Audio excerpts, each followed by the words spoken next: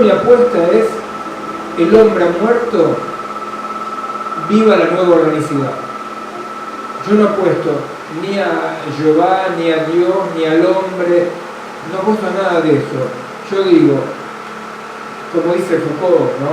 Dios ha muerto, el hombre ha muerto. Yo lo que apuesto es qué nuevo modo de organicidad, que va a ser un híbrido. No vamos a ser más como nosotros, va a ser un híbrido de artefactos, nanotecnología, ¿ves? O sea, la vida va a ser una vida inevitablemente hibridada. Yo lo que apuesto es que este híbrido sea más orgánico que agregativo artefactual. Ese es el desafío actual. ¿Cuál va a ser la nueva singularidad? La nueva singularidad va a ser un agregado cuantitativo o va a ser un híbrido orgánico. ¿Viste? La humanidad, la vida, el pensamiento, el amor, la creación ha vivido bajo formas otras que el hombre. Ha vivido bajo formas de un ecosistema, de una tribu, ¿no? Ahora vamos a tratar de construir y descubrir qué cara va a tener la nueva singularidad, ¿no? ¿Qué forma? Sí. Ese es el trabajo con el grupo de artistas. El trabajo es tratar de ponerse en la posición del mangrullo, ¿no? Para tratar de ver dónde están emergiendo nuevas formas de hibridación. Aunque parezca mentira, y capaz yo me equivoco absolutamente, lo que pasa acá en esta MUC tiene algo que ver con la búsqueda de una hibridación orgánica. ¿Ves?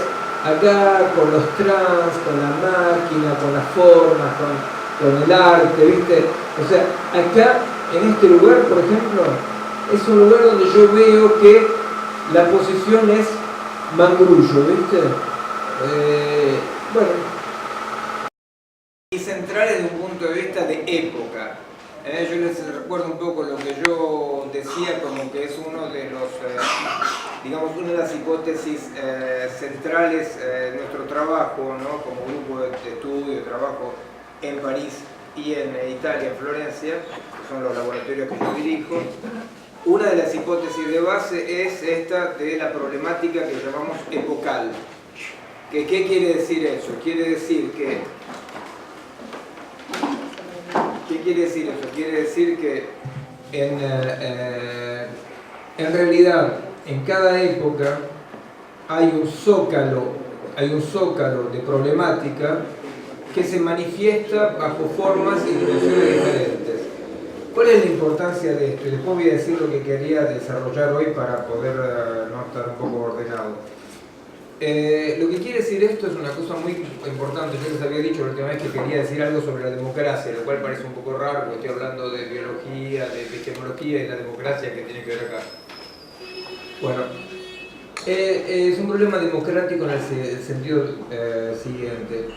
Resulta que hace ahora 12 años, alguien que es muy conocido mundialmente y acá también, Edgar Morin, ¿no? O Morin,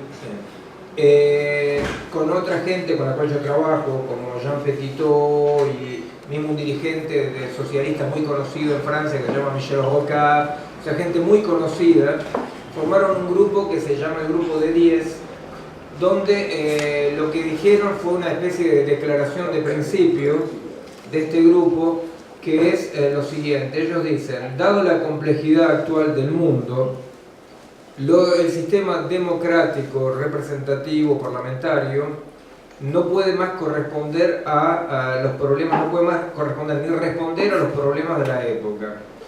¿Por qué? Dice Morin y bueno, Petitot, que son gente con la cual yo trabajo, o sea, ¿no? O sea, con Morin hemos publicado un libro colectivo, con Petitot trabajé años, o sea, son gente que yo estudio, frecuento, o sea, y respeto, ¿no? Entonces, ¿qué dicen ellos? Ellos dicen, bueno, de ahora en adelante la opción es lo que sería la República de Platón, ¿no? O sea, ¿qué quiere decir? Quiere decir que el país debe estar dirigido por una aristocracia, en el caso de Platón eran filósofos y aritméticos, matemáticos, geómetras. En este caso dice, bueno, la verdad es que si los problemas son las nanotecnologías, la biodiversidad, la hibridación de lo vivo y de lo humano, una macroeconomía incomprensible, la demografía, los cambios del ecosistema, bueno, si esos son los problemas, dicen ellos, y esos son los problemas, ¿cómo puede ser que alguien vaya a votar en conocimiento de causa?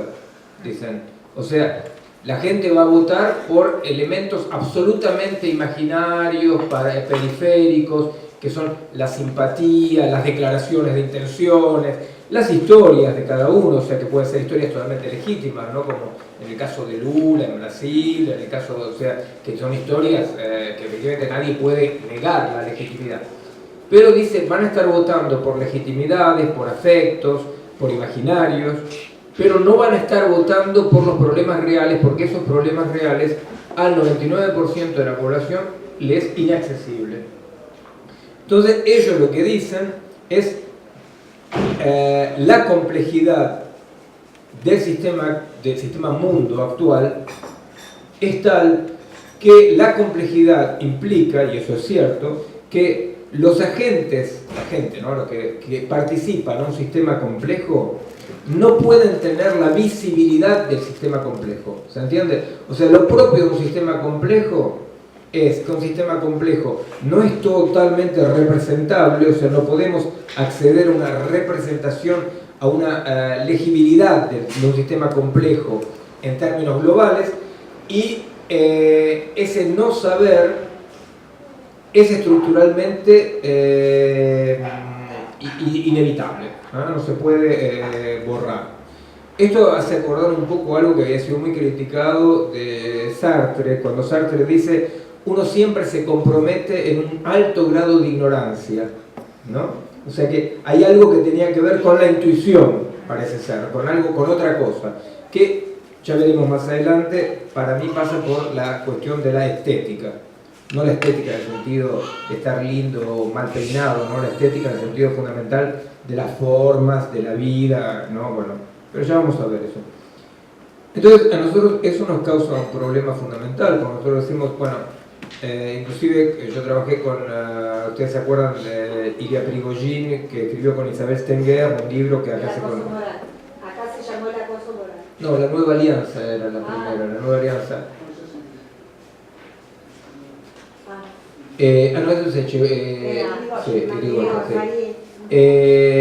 no, La Nueva Alianza, bueno, que era sobre la crisis del zócalo epistemológico, la idea de que efectivamente estábamos como lo que describe Brecht en el Galileo, ¿no? Cuando dice el viejo mundo ordenado de acuerdo a una que daba sentido a la vida, porque ustedes no sé si se acuerdan o no, pero está muy bien descrito eso en el Galileo de Brecht, vos lo de conocer de memoria. En un pasaje resulta que está Galileo y hay un petit moine, un pequeño monje, ¿no? Y entonces el pequeño monje le dice a Galileo: pero vos destruiste la vida de mis padres. Y Galileo le dice: yo a tus padres no los conozco. Y dice: mira, mi madre se reventó la vida haciendo hijos, levantándose a las 5 de la mañana. Mi padre tiene la espalda rota, ya joven estaba acabado. ¿Por qué? Porque ellos trabajaban y trabajaban y trabajaban sabiendo que Dios lo miraba, porque la Tierra estaba en el centro del universo. Y vos decís que la Tierra es una piedrita que se pasea en el universo, y que salvo tener un estrabismo divergente, Dios no podía mirar la Tierra y las otras, ¿no? Entonces, la ruptura de un paradigma epistemológico fundamental no es algo que toca a los investigadores, sí toca a los investigadores, pero lo que quiero decir es que ese tipo de ruptura, que solamente es comparable con la ruptura de la época de Galileo, ¿verdad? O sea, con el afincamiento de la época del hombre, de la modernidad, etc. Ese tipo, que para mí, como yo les decía la última vez, me parece que es más profunda esto, pero bueno. Pero ese tipo de rupturas tocan al cotidiano inmediato de la gente, a la relación de yo conmigo mismo, ¿verdad? Entonces, ese tipo de rupturas son tan graves, provocan tal sufrimiento, que efectivamente Prigozhin y Stenger habían escrito este libro diciendo la nueva alianza, en el sentido de que el humano como especie tenía que buscar un nuevo lugar, una nueva disposición, ¿no? O sea, si yo decía en el Mamotreto, ¿no? O sea, lo humano, como chiste religioso. Sí, No, estoy bien. Vos tenés otra, esta está muy linda, vos me la vas a regalar, ¿no? Porque sí. yo no tengo así la especie humana, ¿no? Decíamos, si esto es el hombre en el sentido simbólico, ¿no? El hombre de la modernidad, el hombre, ¿no? Es un paradigma teórico, práctico. La especie humana, decíamos, tiene que encontrar una nueva, para tomar la palabra que es un poco bíblica, por eso no me gusta, pero bueno, de Prigozhin, dice, hay que buscar una nueva alianza con el mundo, o sea, la especie humana tiene que encontrar un nuevo lugar, una nueva localización en el mundo. Lo que nos pasa ahora, en ese punto de vista, es exactamente análogo a eso, o sea, la especie humana tiene que poder encontrarse un nuevo lugar en el cosmos, en el mundo, ¿verdad?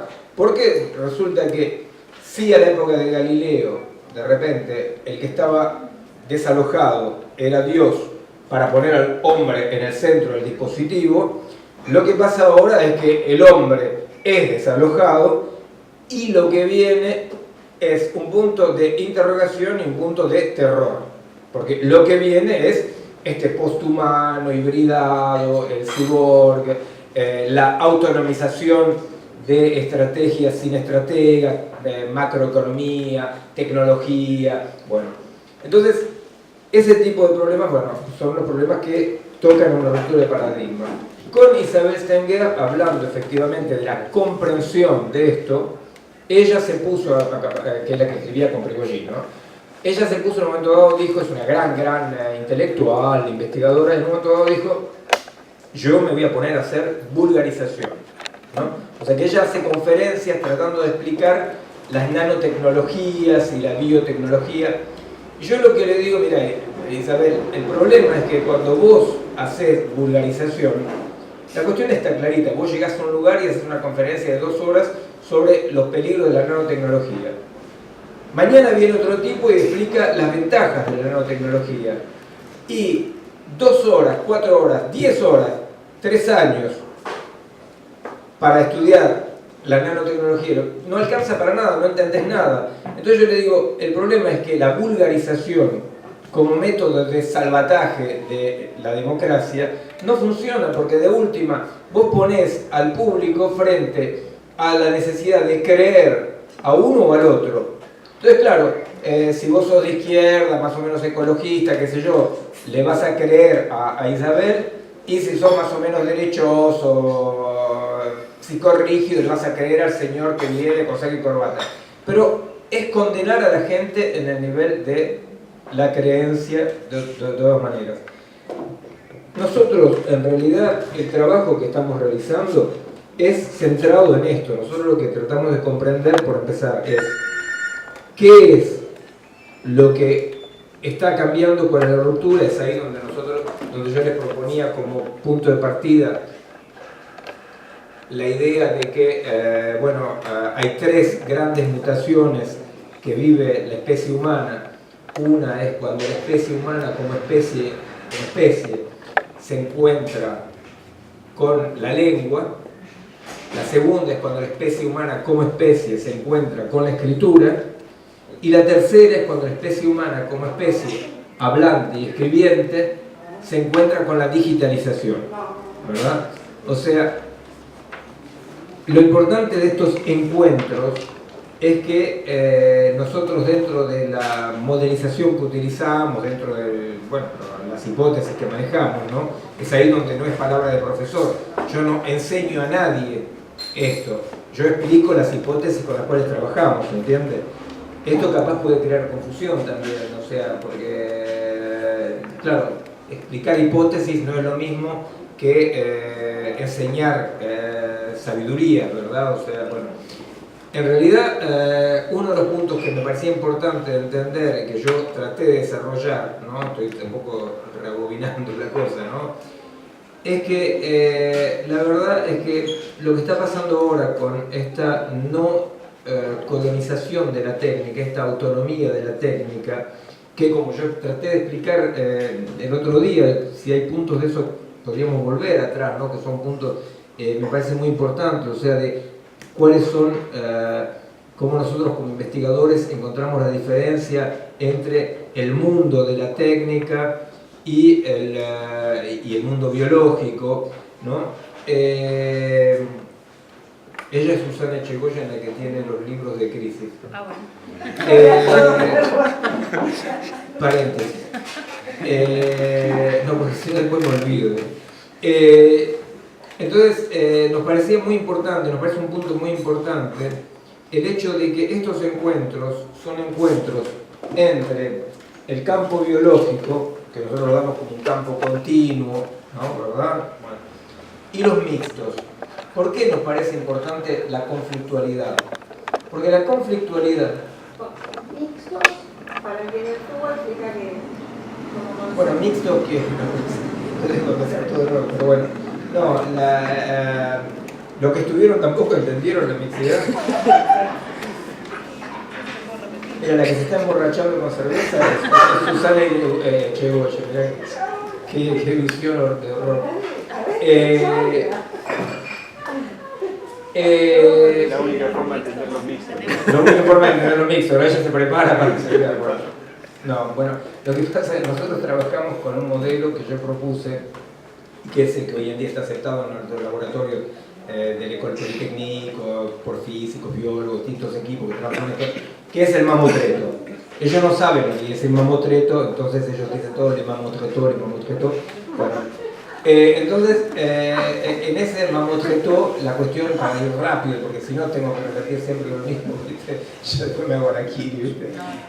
Nosotros lo que yo propongo como modelización es un esquema en 3 etapas, 3 pisos. El campo orgánico, comprendido como campo en el sentido físico del campo, o sea, una continuidad con interacciones, pero sin un recorte posible. O sea, yo puedo identificar un hombre, una vaca, esto es una vaca, una flor, ¿no? Yo puedo identificar, pero yo no puedo separarlo realmente, ¿verdad? O sea, nada es separable, ¿no? ¿Entiendes, no? O sea, un árbol no existe. Yo puedo identificar un árbol, pero un árbol, acá en el campo biológico, hay una continuidad. Bueno, esto es el campo biológico que funciona con un principio orgánico en el sentido de, bueno, que yo decía de Kant, ¿no? O sea, de que cada parte es por y para la otra y una jerarquía.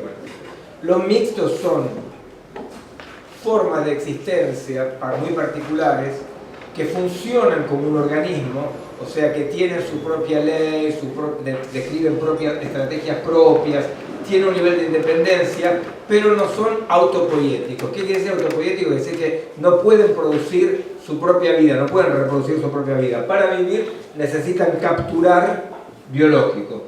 El ejemplo más claro es una lengua, ¿no? La lengua es un mixto. O sea, ¿por qué? Porque se organiza como un bicho, muy rápido. La lengua es un bicho que tiene su propia vida, su propia estructura. Para vivir necesita capturar hombres, vacas y lo que venga, ¿verdad? O sea, decíamos, la lengua habla del campo biológico, la lengua habla esto a través de los hombres, ¿verdad? Pero la lengua habla de esto, ¿no? Entonces el mixto es eso, el mixto es lo que funciona como un organismo, pero que tiene una dependencia. Bueno, a nosotros nos parecía muy importante ver que efectivamente, bueno, lo que pasa es que no voy a repetir todo lo que... No, porque vos te fuiste al hospital mal aconsejada por Susana Echegoyen, yo te había dicho que no era nada, pero bueno, no importa. Entonces, bueno, un punto muy importante, pero ahí yo me di cuenta que esa es la diferencia de exposición, ¿no? De modo de exponer, ¿no? Nosotros cuando decimos, lo que está pasando con la tecnología, ¿no? Reedita lo que fue, entre comillas, el encuentro, qué sé yo, de la lengua como bicho, cuando la lengua se autonomiza como bicho, o sea, ya no protolenguas animales o como se quiera hablar, ¿verdad? O sea, de comunicación, sino cuando la lengua se autonomiza como bicho, nuestra hipótesis de trabajo es que la lengua nunca llegó a lo que el estructuralismo o Heidegger dirían: el hombre es el ser hablante. Nosotros trabajamos con la hipótesis de una conflictualidad sin síntesis. O sea, no enfrentamiento, a menudo hay enfrentamiento, pero digamos una conflictualidad que, desde un punto de vista de la biología de la evolución, es una coevolución. Es una coevolución con una sobredeterminación mutua. Cuando nosotros decimos eso, esto es enorme, ¿se entiende? ¿Por qué es enorme para nosotros? Porque resulta que nosotros lo que estamos diciendo es que en realidad, lo que decía, ¿no?, los posibles de la lengua, los posibles de los bichos estos, no son posibles para lo biológico, y viceversa. Cuando nosotros decimos eso, por ejemplo, son puntos que como investigador, que por ahí Guillermo, él como biólogo, él interroga eso más como investigador, las preguntas de la última vez, por ejemplo. Claro, lo que pasa es que hay dos maneras de exponer esto. Una, yo expongo como profesor, como si esto fuera un saber adquirido, o yo digo, bueno, esto es una problemática terrible. ¿Por qué? Porque resulta que nosotros lo que estamos diciendo es que entre esta dimensión macro, mixta, y la dimensión biológica, el campo biológico, lo que hay es una conflictualidad que a veces va hacia el enfrentamiento, a veces se potencializa y se coordina más o menos bien. Bueno, ¿no? Entonces, cuando usamos este esquema para hablar de la técnica, de la tecnología, lo que estamos diciendo es que, claro, hay que comprender, que es lo que yo traté de avanzar la última vez, hay que comprender cuál es el modo de funcionamiento del mixto tecnológico, y en qué medida el modo de funcionamiento que la modelización actual trata de aplicar a lo biológico, por, entre otras, algunas de las razones principales que traté de explicar la última vez, hay algo que es como una colonización brutal, ¿se entiende? Que es lo que, a pesar de todo, aunque parezca un poco mentira, en realidad la biología molecular, la investigación hoy en día más de punta, actúa ni más ni menos que ignorando el hecho que estamos en estructuras de naturaleza diferente. Naturaleza, si puedo permitirme la palabra en el sentido no amplio, ¿no? O sea que, entonces yo lo que traté de explicar la última vez, y que para nosotros es enorme eso, por eso yo decía, lo que las moléculas de síntesis, la biología de síntesis, lo que está construyendo, ¿qué? Lo que está construyendo el mundo actual. O sea, los problemas del mundo actual no son los inmediatos de la opinión, los inmediatos de, digamos así, que nos tocan de manera así aparentemente clara, ¿no? Los problemas del mundo actual es efectivamente esta hibridación del artefacto sobre la vida, y lo que tratamos de comprender es cómo esto está sucediendo, ¿verdad? Que es lo que llamamos, desde un punto de vista de la investigación, la fisicalización. ¿Por qué? Porque si este es el mundo físico, tratamos de comprender el mundo biológico como si el mundo biológico correspondiera a leyes de la física. Pero nosotros, claro, si vos le decís a Pepito o cualquiera, decís, ¿a vos te parece que el mundo biológico se mueve como el mundo de la física química? Lo más probable es que te digan, me parece que no. Y sí, claro, pero nosotros lo que hacemos es que hace 20 años que estamos trabajando para explicar por qué no, ¿se entiende? Y es una lucha eso, es una lucha, porque toda la Argentina, todo el Paraguay, todo el Brasil infectado de transgénicos significa simplemente que hoy en día en la biología molecular la idea de que hay dos modos de existencia, de funcionamiento radicalmente diferentes, no entra, ¿se entiende? Y nuestro éxito más grande, absolutamente humilde, es que, por ejemplo, yo o los otros colegas, investigadores, José Pelongo en particular, Francis Bahí, bueno, algunos de ellos, yo les voy a dar una bibliografía, ¿no? Somos invitados invariablemente desde hace 6 años, 5 años solamente, a todos los congresos de biología de síntesis, a todos los congresos de biología molecular, de inteligencia artificial, ¿verdad? O sea, bueno, porque encuentran que hay algo que no funciona. Bueno, lo que yo les decía a la vez es que lo que ellos encuentran que no funciona, dicen, nos interesa muchísimo lo que ustedes dicen, porque tenemos que encontrar respuestas técnicas a los problemas que ustedes ponen. O sea que el momento es ese, es un momento en el cual el mundo, digamos, de la ciencia capturada por la tecnología, ¿no? O sea, realmente rehén de la tecnología, la ciencia. Casi no hay más ciencia hoy en día, porque hacer ciencia significa un cierto nivel de autonomía con los poderes, con etcétera, ¿no? O sea, ciencia significa poder determinar estrategias propias, como el arte determina estrategias propias, por ejemplo, ¿verdad? Hay una parte enorme del arte que está atrapado por la macroeconomía, pero hay artistas que existen y que hacen cosas y que son vistos y que no están atrapados por la... ¿Se entiende? Bueno, hoy en día no hay actividad científica, mismo a nivel del laboratorio más chiquito, más significante de una facultad, que no esté atrapado por la inmediatez de una tecnología consubstancial con la macroeconomía. En ese sentido yo decía que lo que se está reeditando es el gesto de Kant cuando en la tercera crítica, en el Opus Póstumo, Kant, que es el hombre que separa el mundo de las ideas, ¿verdad? O sea, es el tipo que las separa, dice, bueno, el mundo, la cosa en sí, no podemos saber nada, es una hipótesis. Pero lo que yo puedo saber es lo que yo proyecto sobre el mundo, puedo saber cuáles son las categorías para conocer, pero la cosa en sí. Él, antes de morir, en los últimos años de su vida, escribe la tercera crítica y el Opus Póstumo donde dice, o sea, que Kant, ¿qué dice? Kant dice, esto, las vacas, los perros, los hombres como especie, las piedras, eso no bueno, lo que se llamó el giro lingüístico en Occidente, que acá aprendió pero como una epidemia, ¿no?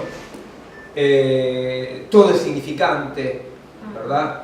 Todo es significante y nada más que significante y qué sé yo, y dice, vos te tirás del 10º piso, te haces reputa en planta baja, bueno, pero hacerse reputa es un significante, bueno, depende, ¿viste?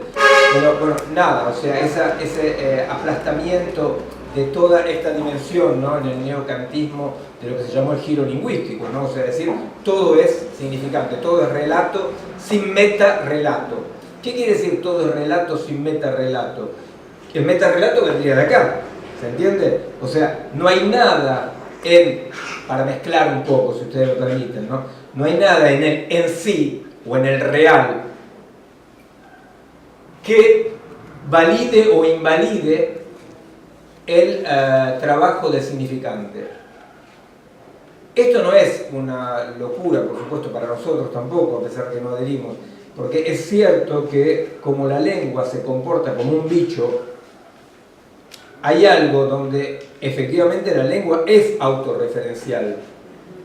Lo que pasa es que lo que nosotros decimos que la lengua es autorreferencial, pero como mixto, ¿se entiende? O sea que efectivamente lo que el discurso puede desarrollar encuentra límites internos al discurso, pero sobre todo límites de composibilidad con el mundo que nosotros llamamos el de nivel biológico. ¿Qué hace Kant en un momento? En un momento dado, toda su vida Kant desarrolla, con una genialidad fantástica, que el mundo del humano es el mundo de un conocimiento separado, exilado para siempre del mundo en sí. y al final de su vida dice, pero a pesar de todo, y es la famosa frase de Kant, todo pasa como si, dice, todo pasa como si, inclusive en el medio filosófico es conocido como el filósofo de como si, ¿no? Porque claro, él no llega a dar vuelta, ¿no? O sea, dice, pero todo pasa como si en la naturaleza hubiera unidades autoorganizadas que son un fin en sí mismo, que se manifiestan de cierta manera, que tienen sus objetivos, ¿entiendes? Entonces dice, todo pasa como si. Bueno, hoy en día, frente a la dislocación del mundo, la dispersión que sea, por eso yo, como dice Claudia, acusándome de esquizofrénico, yo salto de un mundo al otro, de una dimensión a la otra, pero porque la problemática es de base, ¿no? Entonces yo digo, lo que le pasa a la biología molecular, de decir solamente existen partículas elementales, y yo explicaba, las partículas elementales de la biología molecular no son ni siquiera partículas físico-químicas, son unidades de información, así se trata en el laboratorio, ¿no? Como, ¿se entiende? Bueno, es absolutamente isomorfo de cuando el neoliberalismo dice la sociedad no existe, lo que existe son individuos, ¿se entiende? O sea que, o cuando el arte contemporáneo desconstruye las formas arquetipales, ¿se entiende? O sea que esa es la problemática zócalo de base. Frente a esta deconstrucción artefactualizante que nos promete el hombre aumentado, el maíz aumentado, la soja aumentada, el mundo aumentado, ¿verdad? Nosotros lo que decimos, esta aumentación procede por lo que llama Henri Besnier, que es uno de los filósofos que trabaja en epistemólogos que trabaja con nosotros, te le voy a dar las referencias. Él lo llama el hombre aumentado, es un hombre simplificado. ¿Por qué? Porque lo que pasa es que este hombre aumentado, que tiene cada vez nuevos módulos, en realidad es un hombre dislocado como unidad orgánica. Entonces, toda aumentación, esos son los trabajos nuestros, ¿no? O sea, en este cosa sobre el cerebro que va a salir acá, por ejemplo, yo trato de explicar, bueno, vos lo leíste lo más claramente posible, cómo hay una modularización del cerebro, cómo hay, bueno, en realidad, frente a ese mundo de serialización, de segmentación, de modularización, yo decía, bueno, hay dos actitudes. Una es la actitud de decir, bueno, pero qué bien si yo puedo tener un móvil, si yo puedo tener un GPS, si yo puedo hacer escuchar a los sordos, si yo puedo hacer caminar a los paralíticos, si yo puedo, como es los trabajos actuales, hay que fijarse, realmente fíjense, que dicen vencer a la muerte, si yo puedo evitar, o los trabajos de la NASA para evitar de dormir, por ejemplo, porque el sueño aparece como una pérdida de tiempo. Bueno, yo puedo aumentar el hombre. Entonces nosotros lo que decimos, en esta aumentación del hombre sincrónica, ¿no? ¿Por qué sincrónica? Porque niega todo lo que viene de la diacronía, ¿verdad? O sea que la aumentación del hombre significa tecnológicamente darle módulos al hombre negando todo límite. Y todo límite aparece como absolutamente aberrante y no necesario. Bueno, perfecto. Entonces, frente a eso hay o decir, viva la pepa y aumentémonos, al cual nosotros decimos, toda aumentación no solamente es una simplificación, sino que la aumentación es un pivot evolutivo que es la puerta abierta hacia el desconocido total, ¿verdad? O sea, ese famoso posthumano, etcétera, será post, pero no es más ni humano ni biológico. O sea, que son un poco los sueños. Yo no sé de ustedes hasta dónde, por eso yo insisto, no sé hasta dónde ustedes siguen un poco la literatura científica o paracientífica, donde efectivamente se habla de eso, se habla de cómo don José no se va a morir porque va a pasar, vamos a modelizar su cerebro, y vamos a poner el cerebro modelizado de don José en una máquina, y después, bueno, don José se morirá porque, bueno, el pobre tonto era biológico, pero don José seguirá existiendo en la máquina, que es una máquina evolutiva de cuarta generación, quinta generación, que aprende, o sea, porque esas son las maquinitas que hacen, o sea que don José se murió, pero vos viene el nieto de don José y dice, abuelo, mirá, hoy estuve jugando con la máquina Pichirucci. Claro, cuando don José se murió la máquina Pichirucci no existía. Pero ¿qué pasa? Los algoritmos que reproducen a don José en la máquina son algoritmos inteligentes. Ellos, cuando viene el nieto y le dice, abuelo, yo estaba jugando con la máquina Pichirucci, don José en máquina, contrariamente a don José en vivo, que es una cabezadura, don José en máquina aprende, entiende lo que es la máquina Pichirucci y le contesta al nieto, le dice, mirá, con respecto a la máquina, ¿se entiende lo que estoy explicando? Bueno, este sueño es el sueño de todo mixto de aplastar y finir con lo biológico. La lengua, como mixto, siempre soñó de aplastar lo biológico, ¿verdad? O sea, la lengua siempre ha desarrollado teorías en las cuales íbamos a depasar, superar, etc. Todas las escatologías religiosas o materialistas o revolucionarias, todas siempre hablaron de un más allá, ¿no? Por eso les contaba que saco un libro ahora que terminé de escribir en Italia, que lo llamo, con un punto de interrogación, digo, hay una vida antes de la muerte, ¿no? O sea, porque todo el mundo está siempre preocupado desde hace tanto tiempo, habrá una vida más allá de la muerte, ¿no? Entonces yo digo de una manera un poco fenomenológica, tonta, digo, bueno, mirá, a mí la verdad que lo que me está preocupando es si hay una vida antes de la muerte, ¿no? O sea, porque la vida esta parece como ser una pura molestia, ¿no? Bueno. Entonces, el gesto kantiano, ¿cuál es?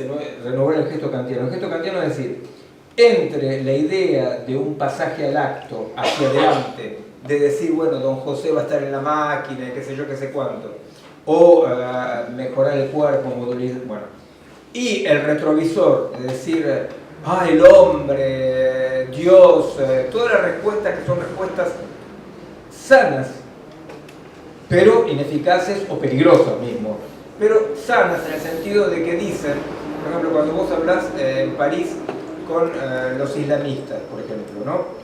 ¿Ellos qué dicen? Ellos dicen, el mundo se volvió loco, no tiene más límite, qué sé yo. El hombre creyó que podía dominar todo. Y ahora nos damos cuenta que no, y entonces hay que obedecer a Alá y al Corán. Entonces yo le digo, mira, con la primera parte estamos de acuerdo, bueno, pero, viste, si yo tengo que obedecer a Alá y al Corán, bueno, más allá de ser judío, ya me pone como una serie de problemas, ¿no? Pero, ¿se entiende? O sea, hay dos posibilidades. Una, que es la de decir, efectivamente, vamos para la mutación, y la otra que dice, Alá o el gurú, qué sé yo. Nuestro gesto, nuestro laburo, consiste en decir, bueno, pero ¿en nombre de qué hay no posibles? ¿Verdad? ¿En nombre de qué hay no posibles? O sea, vos no podés decirle a alguien, no podés decir, oye, en el mundo científico, tecnológico, en el mundo que está fabricando el mundo, vos no podés decir, la gente tiene que dormir. Porque eso no tiene nada que... Vos podés decirlo, ¿no? Al contrario, el neoliberalismo, te sacás un libro que dice el mundo es una caca y hay que dormir, y si vos vendés está perfecto. Pero el verdadero mundo es el mundo en el cual, si vos hacés la píldora para no dormir, eso es lo que va a pasar, ¿se entiende? Entonces, el problema actual es ese. El problema actual es que es imposible, más allá de denunciar los desastres de cierta tecnología, que repito, son comprendidos como desastres colaterales o desastres por falta de progreso, ¿verdad? Es imposible hoy en día en positivo, no tenemos la teoría que nos permita en la práctica, en positivo, decir por qué ciertas tendencias de la tendencia fundamental de la tecnología de siempre más no puede funcionar. ¿Se entiende? ¿Puedes repetir?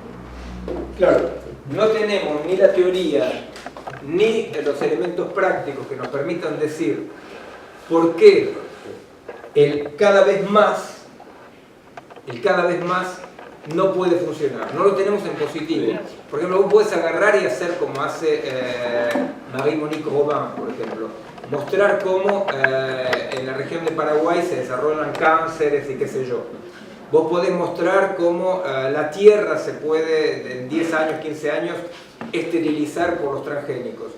Pero no tenemos por ahora en biología, no tenemos el modelo que permita decir en positivo una alternativa a eso. ¿Se entiende? Entonces, ¿la alternativa cuál es? La alternativa dice, bueno, no, que cada uno plante su pequeña cosa, o lo que se llama el movimiento, que yo los encuentro muy simpáticos, pero bueno, son justo simpáticos, ¿no?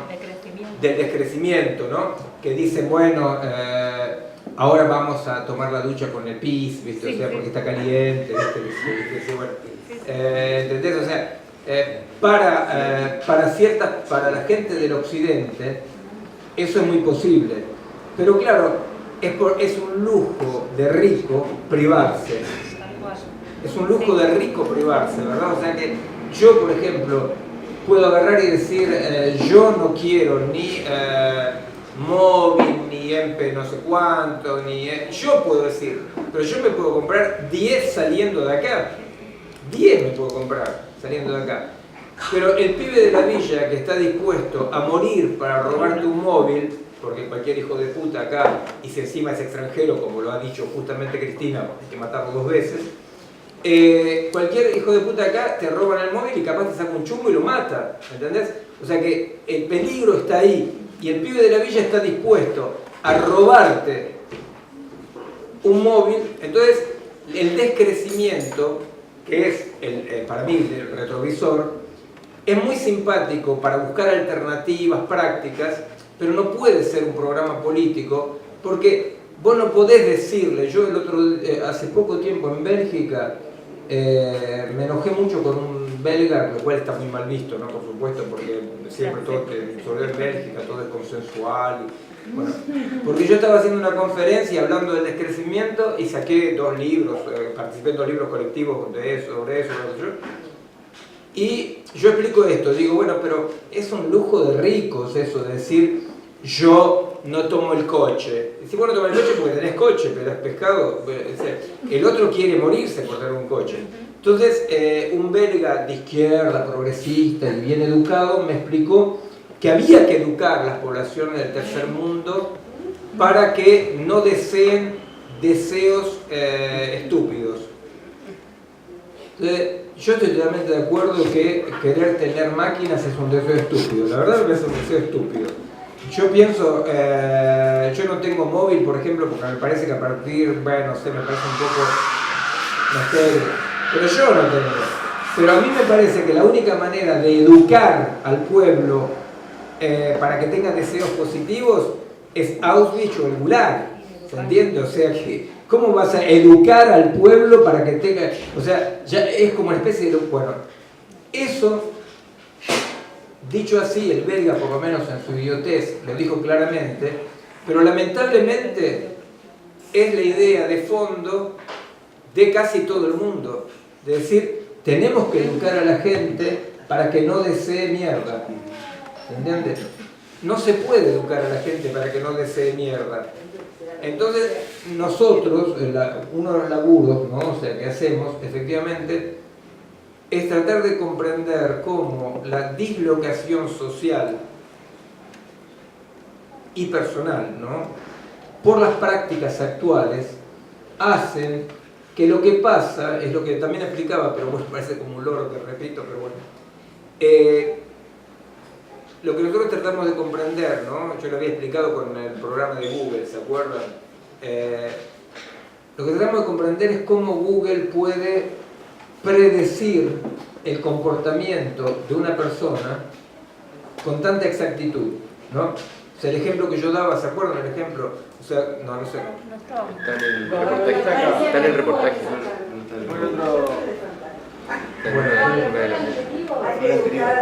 No fue esta semana. Yo trato de educar. Bueno, entonces les cuento, Google hace un laburo así. toma una cierta cantidad de gente y dice a una persona, no es estadístico, ¿no? Dice, Juan Pérez, de acuerdo a cómo utilizó durante un año su tarjeta de crédito, dentro de 3 años, en un lapso de 3 años, con 85% de certeza se va a divorciar. 85% de certeza. Solamente viendo cómo utilizó durante un año la tarjeta de crédito. ¿Por qué hace eso Google? Bueno, efectivamente lo que sí, yo estoy seguro que expliqué que el paradigma epistemológico pasa de comprender a predecir. Sí, eso yo expliqué, yo estoy seguro porque yo estaba acá. Y entonces, efectivamente, ¿por qué quiere predecir? Porque hay un fenómeno de fondo que en la dislocación de toda estructura social, personal, familiar, cultural, esa dislocación hace que los dispositivos de comprensión y sentido se disloquen y lo que va a aparecer son unidades previsibles. ¿Se entiende eso? O sea, si yo tengo en cuenta lo que va a ser un bicho, cualquier bicho, una rata, que es ustedes saben que las ratas son, la rata, los chanchos, los perros y algunos tipos de monos son mamíferos muy inteligentes.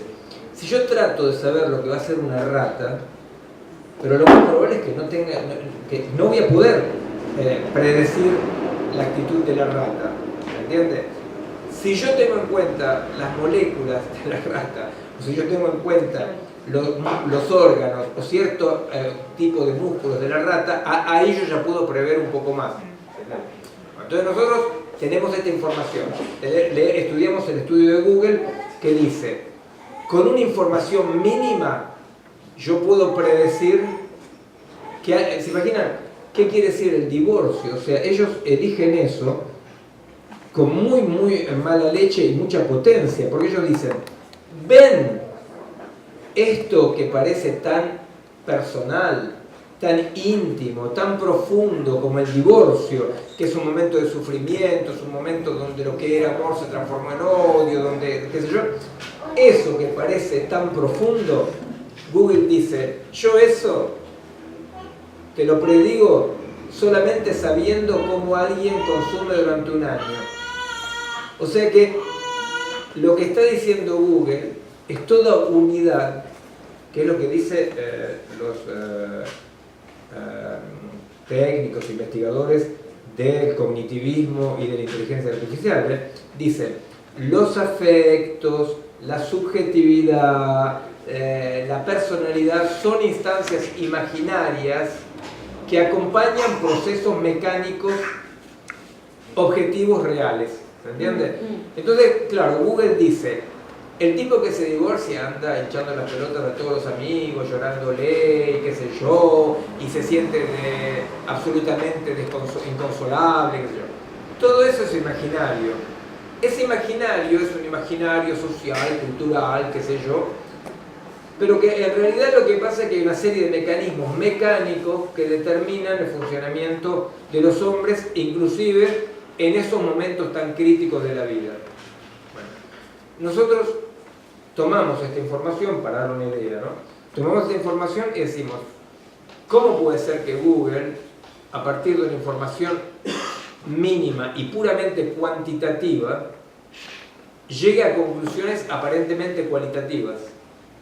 Entonces, eso es uno de los elementos de la artefactorización del mundo, ¿se entiende? Que es el devenir puramente cuantitativo de todo fenómeno. O sea, yo analizo como solamente cuantitativo, modularizable, predecible, todo fenómeno. Pero, ¿por qué funciona eso? Eso funciona porque efectivamente Google hace este estudio en centros urbanos que ya viven en la tecnología hace un tiempo, y lo que Google está demostrando, a pesar de ellos, está demostrando, es que en los centros urbanos la dislocación de los individuos, de las personas, ha llegado a tal punto que las personas se han vuelto un conjunto de unidades, un agregado de unidades predecible. ¿Se entiende? Es porque la modularización, ¿no? La modularización de nuestras vidas a través de procesos muy profundos y muy cotidianos, o sea, es, por ejemplo, todos los fenómenos de comunicación móvil, Facebook, los blogs, todo lo que va hacia la transparencia, todos esos mecanismos. Sí, la verdad que no hagan economía para el ventilador, voy a hablar un poco. No, yo prefiero hablar en el micrófono y no morirme de calor. Los mecanismos habituales y cotidianos de un habitante de una ciudad moderna, ¿verdad? Han dislocado a tal punto la persona que la persona efectivamente se transforma en una serie de módulos predictibles. ¿Esto qué quiere decir? Esto es la ideología y la teoría de la información. Quiere decir que yo puedo recoger la información que constituye un ser humano, modelizarla, reproducirla y mejorarla, entre comillas. Como persona quiere decir cada uno de nosotros como nudo de lazos, ¿verdad? O sea, es el modo que llamaríamos antropológicamente persona, es un humano que vive dentro de lazos diacrónicos, o sea, con el pasado, con el futuro, y a la vez con un conjunto tribal, familiar, ¿se entiende? O sea, llamamos persona al modo de organización humana donde cada uno de los habitantes de ese modo de organización existe como un nudo, pero un nudo de lazos que lo determinan, ¿se entiende? Contra eso toda la modernidad se rebeló, ¿se entiende? ¿Por qué? Porque la modernidad dice, los lazos biológicos hay que romperlos, o sea, nosotros tenemos que superar todo lo que son determinaciones biológicas. Esto viene con respecto a movimientos de emancipación como el feminismo, ¿no?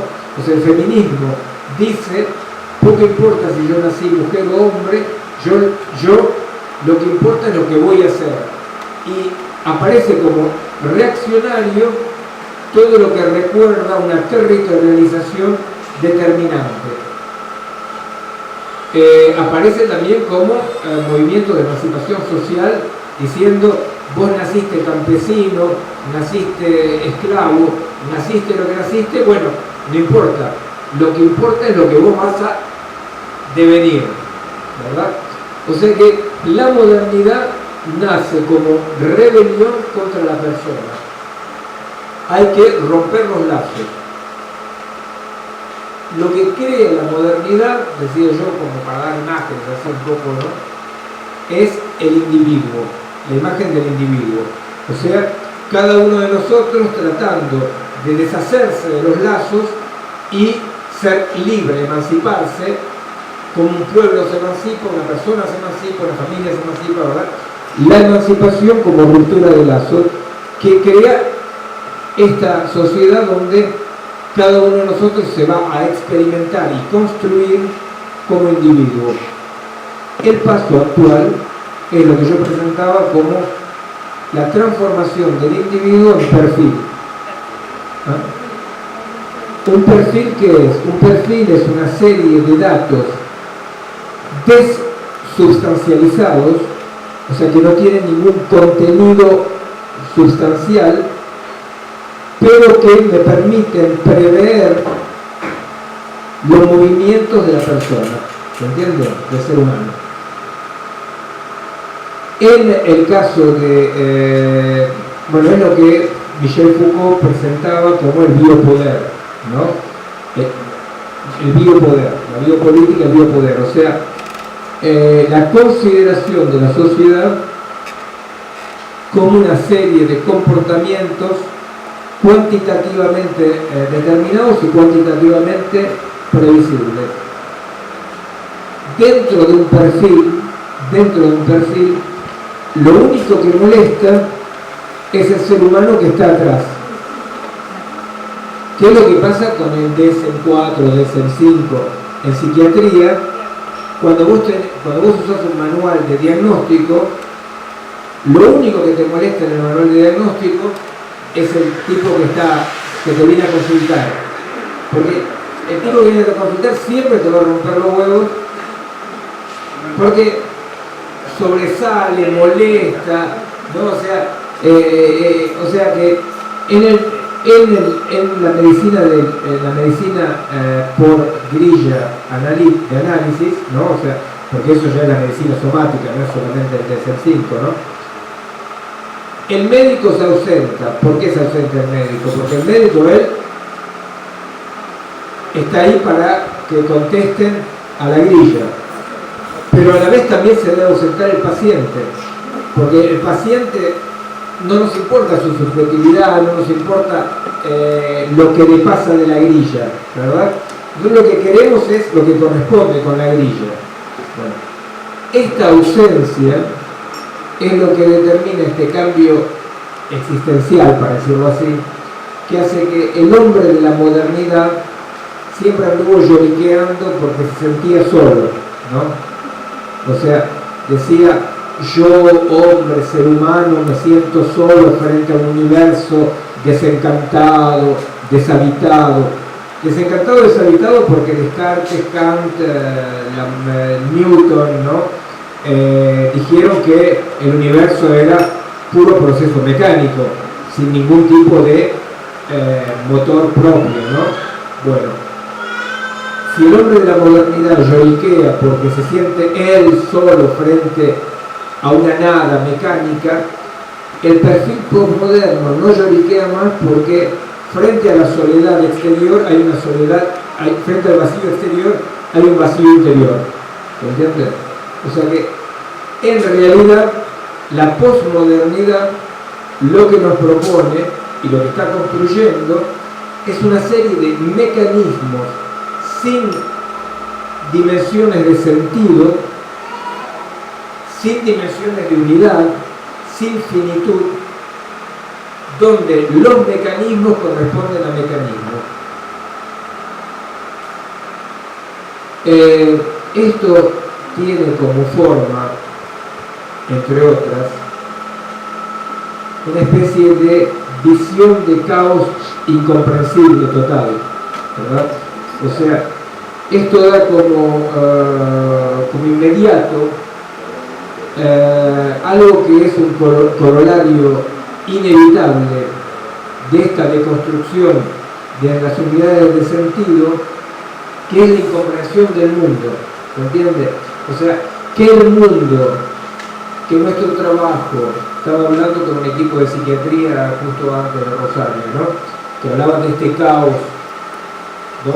Que es el sufrimiento, la toxicomanía, la violencia, o sea, ese caos frente al cual se encuentra un equipo de psiquiatría de sector, ¿no? Como digo. Ese caos, que es el caos que nosotros podemos sentir cuando decimos pero la corrupción, pero la violencia, pero la guerra, ese caos tiene dos elementos. Y yo quería abordar eso como último punto de este desorden total. Yo no quería que sea tan desordenado, bueno, salió como salió, qué sé yo. No, la verdad que es un poco frustrante porque yo pensaba que iba a ser un seminario más ordenado, más, que la gente iba a comprender más, que iban a estar más contentos.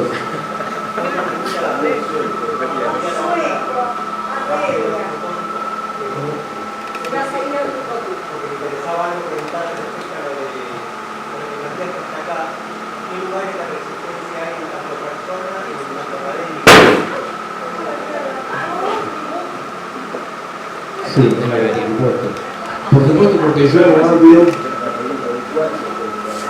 no hablo para nada desde un nihilismo narcisista universitario que se complace en presentar el desorden de una manera inteligente, como lo hacen muchos investigadores, ¿no? 2 puntos antes de llegar a eso, ¿no? El caos tiene que ver con varios elementos. Por empezar, hay un elemento un poco simple, que es que nosotros somos los contemporáneos del fin de una época que creyó tener una legibilidad del mundo concreta. Nosotros creíamos el sentido de la historia, la lucha de clases, el avance de la ciencia, bueno, qué sé yo, ¿no? O sea que el caos actual tiene mucho que ver con una realidad que siempre fue así y que hoy es visible, ¿verdad? O sea, cuando yo miro Siria, ¿no? El ejemplo sirio, acá parece muy lejos, pero bueno, allá está medio... Yo miro el ejemplo sirio y digo, mirá, por un lado está un dictador sanguinario horrible, y enfrente están grupos islámicos radicales, y con el dictador islámico terrible hay grupos islámicos radicales, y en el lado de enfrente está el occidente racionalista, pero que está matando a algunos del lado de enfrente porque son más islámicos que los islámicos. Entonces, efectivamente, yo tengo una visión, digo, esto es un caos. Bueno, esto que yo veo como un caos, digamos sería el caos soft, ¿no? En realidad, hace 30 años, 40 años, pongámosle, cualquier persona miraba una realidad así y decía, ¿de qué lado está el progreso? ¿No? De este lado está el progreso, y del otro lado está el regreso, ¿no? Entonces, el progreso good, el regreso bad. Chao. Era una ilusión. En realidad nosotros como humanos, como sociedad, vos sos más joven que este capaz, pero hasta mi generación, nos las pasamos proyectando lecturas claras sobre situaciones caóticas complejas. Esa es una dimensión del caos, que es una dimensión soft. O sea, de última, mejor ver el caos que andar imaginando boludeces y aliarte con hijos de puta, que es lo que, por ejemplo, alguien como un horrible personaje como Alain Badiou, que él comprende que Pol Pot era good, mismo si mató 2 millones de personas, Stalin era good, y él sigue en Francia, todo el mundo lo admira, qué sé yo, y él sigue hablando. Y yo le digo, mirá, yo trabajé un tiempo con Alain, y le digo, mirá, Alain, en el momento que nos peleamos fue porque él apoyaba, entre otras gentes, a Gonzalito, ¿no? ¿Se acuerdan de Gonzalo? El liberador de Perú, ¿no? Sendero Luminoso. Una manga de asesinos, hijos de puta, unos bárbaros, ¿no? Y él, en el platonismo que odia a la vida, él habla desde el platonismo. Esas ideas, las ideas que tratan de imponerse sobre la vida, son un horror. Yo tengo como hipótesis que el caos que percibimos, por lo menos está más del lado de la vida, que estas ideas horribles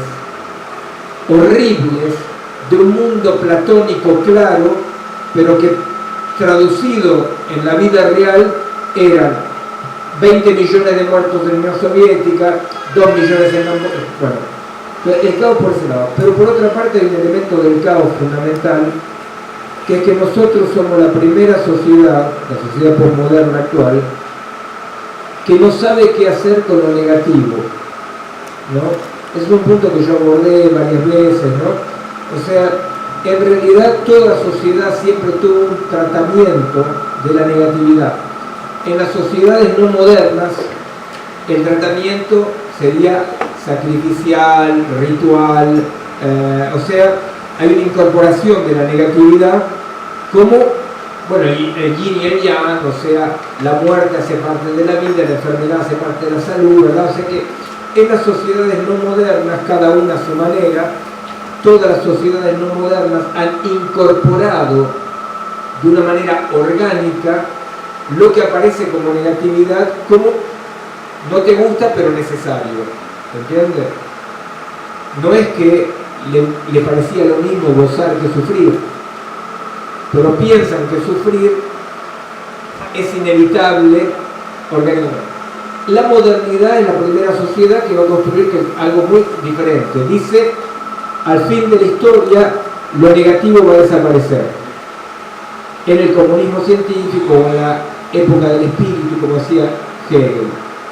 La posmodernidad, nosotros, pobres huérfanos, somos la primera sociedad humana que no tiene ningún tratamiento de la negatividad.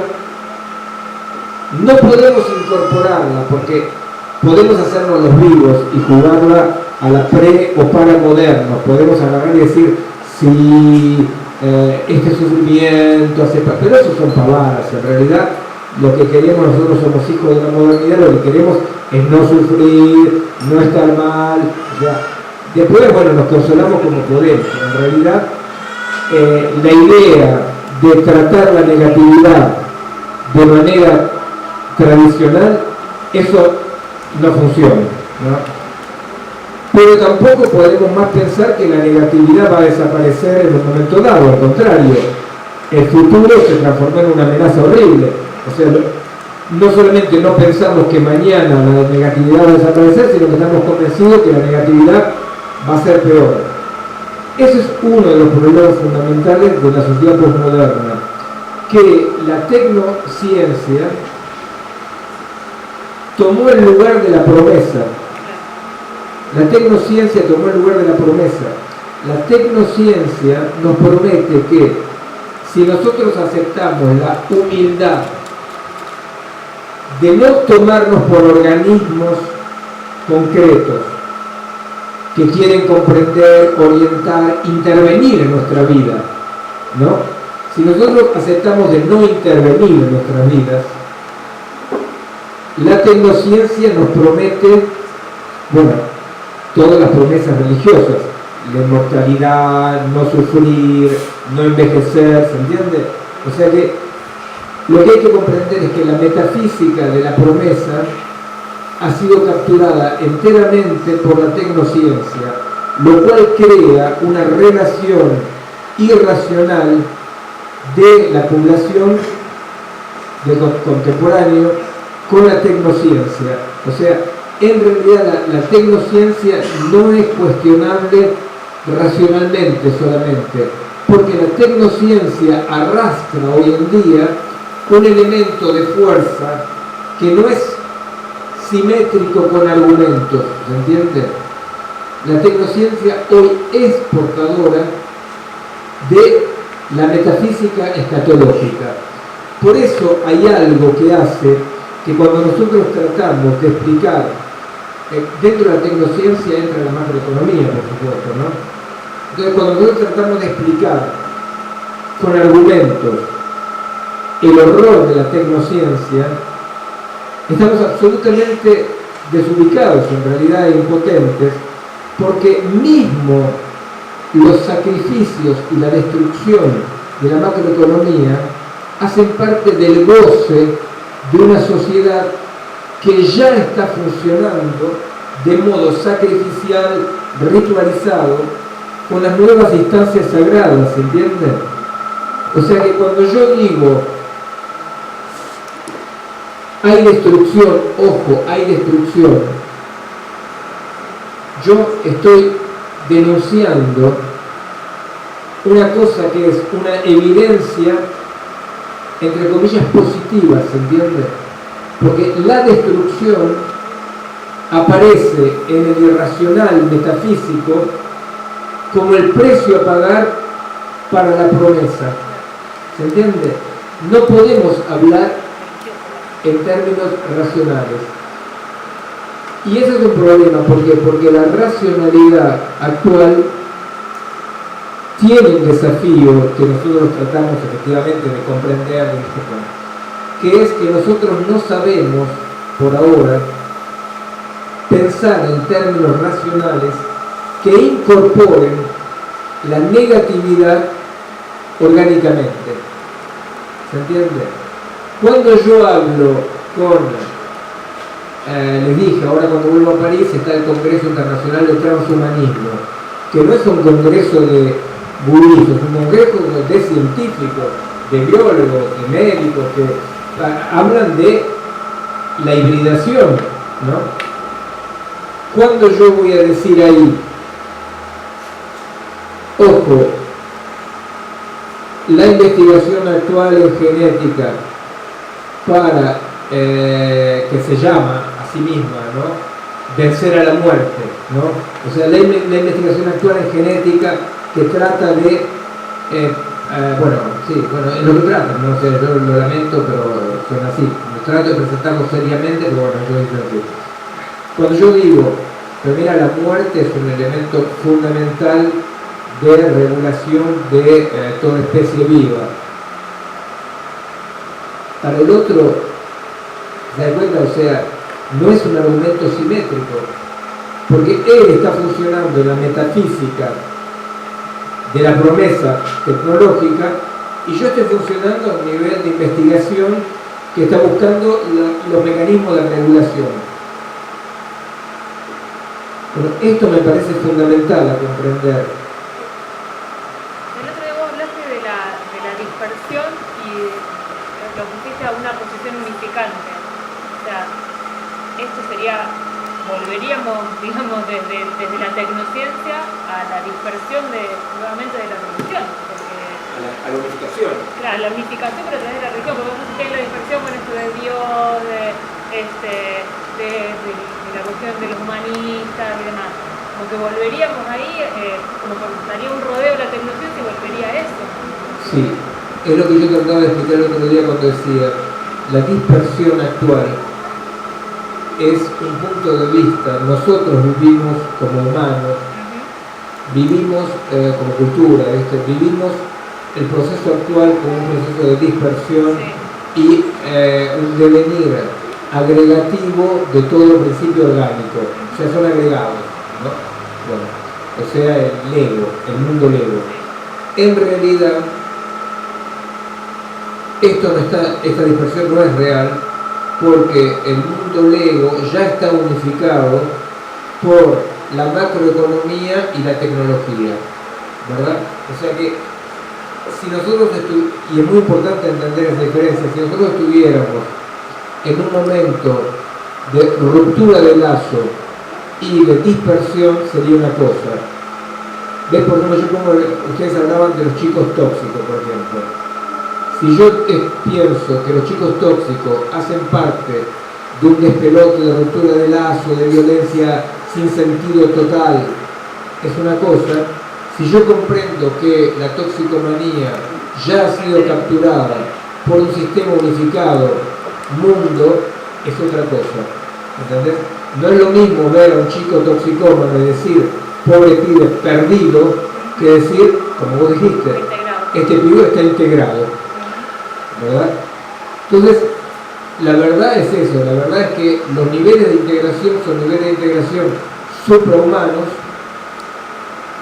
y que hoy en día, yo repito porque es terrible, ¿no?, que hoy en día el proyecto del posthumanismo es el proyecto que agarra y dice, bueno, sí, efectivamente, yo puedo tener relaciones de amor con una máquina, de amistad con una máquina, porque amistad, amor, no implican más unidades orgánicas vivas, sino que son procesos modelizables y reproductibles donde la hibridación con artefactos es posible. Ese es exactamente el mundo que avanza hoy, que tenga la forma de los transgénicos, que tenga la forma de, por ejemplo, con Angelique del Rey, ¿no?, con mi compañero, nosotros escribimos un libro sobre el móvil, ¿no?, la telefonía móvil. Y la verdad es que la telefonía móvil, por ejemplo, es inmediatamente, por ejemplo, un artefacto de dislocación muy muy fuerte. O sea, estamos en permanencia capturados por mecanismos de dislocación. Lo que pasa es que esa dislocación no está para nada hoy en día absolutamente dislocada, ya fue capturada por una estrategia suprahumana. Bueno, nosotros cuando hablamos de suprahumanos, yo lo que quiero decir es que hay estos mixtos, estos bichos mixtos, que tienen una relación de rivalidad darwinista con las otras especies, ¿no? O sea, yo digo me entienden, pero como la última vez ustedes me mintieron, no entendieron nada. Los modelos que trabajamos en realidad es la lengua. Cuando la lengua aparece, no, yo hablé un poco de la cuestión de la lengua, de la escritura, ¿no? Pero cuando aparecen estas potencias, rivalizan con la vida, ¿se entiende? Cuando un hombre como Dan Badiou, por ejemplo, o un gran filósofo, porque la diferencia entre Badiou y Heidegger es que Heidegger era un tremendo hijo de puta, pero era un gran filósofo. En cambio, Badiou no es un gran filósofo. Pero cuando estos grandes pensadores están capturados por teorías, ¿no? La captura de los mixtos, ¿no? Que capturan, en realidad ellos están capturados por lo que de nuestra modelización, nuestro punto de vista, nuestra manera, aparecen como realmente modos de existencia en rivalidad darwiniana con las otras especies. Le Guin escribió sobre cómo los procesos técnicos se autonomizan y determinan su propia estrategia. ¿Se entiende? ¿Cómo determinan su propia estrategia? Es interesante ver eso porque es muy contraintuitivo. Siempre nosotros seguimos con este pensamiento un poco inocente, un poco naif, de que la tecnología está al servicio del hombre, que la palabra es lo propio del hombre. La palabra es lo que está en conflictualidad. ¿Se entiende lo que quiero decir? O sea, cuando hablo de la palabra, digo lo simbólico. No, lo simbólico está en conflictualidad con la especie humana como especie. Lo que pasa es que a través de millones de años, no tanto no, a través de mucho tiempo, hay una especie de coevolución y co-colonización. O sea, la lengua coloniza, pero la vida también coloniza a la lengua. La escritura coloniza, pero la vida coloniza. Lo que hay ahora es que la tecnología coloniza, pero ni la cultura ni lo vivo coloniza la técnica. Ese es... No, que la vez pasada hablaste del arte como una de las posibilidades de resistencia. Hoy hablaste algo de estética. Sí. Bueno, entonces, dos palabras para cortar ahí y después ver si alguien quiere hablar de algo. En este camino, los lugares posibles de resistencia, como indicaba el compañero entonces, serían todos aquellos modos de funcionamiento que permiten que la vida colonice el visto que en este momento es la tecnociencia. O, por lo menos, defender nuestra especie, porque estamos hablando de otra especie que está compitiendo con nosotros. Sí, en realidad, sí, es exactamente eso. Lo que pasa es que yo diría que hoy en día la vida, ¿no? Ustedes entienden cuando yo digo que la lengua, cuando algo habla, ¿no? Cuando habla, yo estoy hablando, pero en realidad no es, el hombre es condición necesaria para hablar, pero no suficiente, porque lo que habla tiene como sujeto, decía yo, que es una mala palabra en ese sentido, ¿no? El sujeto de la palabra es eso, pero la palabra se habla de ella misma. Ahora, en realidad, lo que pasa hoy, me parece, es que la deconstrucción, la dislocación de todo nivel orgánico hace que lo vivo y la especie humana tengamos como aliado a la lengua, a la escritura y a la cultura. Porque la técnica no solamente está comiendo lo vivo, sino que se está comiendo todas las otras unidades mixtas, ¿se entiende? O sea que la simplificación de la lengua en unidades dislocadas de comunicación hacen que efectivamente hoy en día lo que resiste es un conjunto conflictual de lo vivo, la lengua, la escritura, la cultura, ¿verdad? A esto. Bueno, con respecto a la resistencia, la cuestión es la siguiente. Yo pienso que por empezar hay que, como siempre que se trata de pensar, de resistir a algo, es importante comprender a qué se está resistiendo, ¿verdad? Porque hoy en día todavía todo queda muy capturado dentro de visiones que son de un registro, de una cartografía perimida, ¿verdad? O sea, por ejemplo, es muy difícil, yo encuentro siempre esta pregunta y es una pregunta que hay que trabajar, no hay que ignorar, pero tiene su legitimidad, pero hay que trabajar, que es, por ejemplo, decir, bueno, pero la macroeconomía está dirigiendo los procesos, pero la macroeconomía beneficia al uno. Es muy importante comprender que los procesos autonomizados cuentan con defensores, cuentan con servidores, pero no tienen amos. ¿Se entiende? O sea, la macroeconomía es una combinatoria autónoma que beneficia a algunos, los beneficiados hacen todo para defenderla, van a matar a todos los que se opongan, utiliza gente, pero no tiene amo que determine la estrategia. Me parece muy importante comprender, yo no le digo que me crea o no me crea, lo que le digo es que esta es una problemática centralísima hoy para la resistencia. No se resiste lo mismo si yo estoy en una visión más bien clásica, de decir, hay una manga de hijos de puta que están dirigiendo la macroeconomía. Ojalá eso fuera así. Ojalá hubiera una manga de hijos de puta porque rehacemos el ERP y vamos y nos cagamos a tiro. Pero, lamentablemente, si nosotros hacemos como hacíamos y vamos y atacamos el FMI, ¿no? O sea, en general saben qué pasaba, en general era Gordon Merlo que dirigía y era el hombre que odiaba los portones. ¿Por qué decíamos que odiaba los portones? Porque la táctica era siempre la misma. Llega un camión, hace bosta el portón y nosotros entrábamos. No entrábamos nunca, no lográbamos nunca entrar. La única vez que entraron nos cagaron aquí adentro.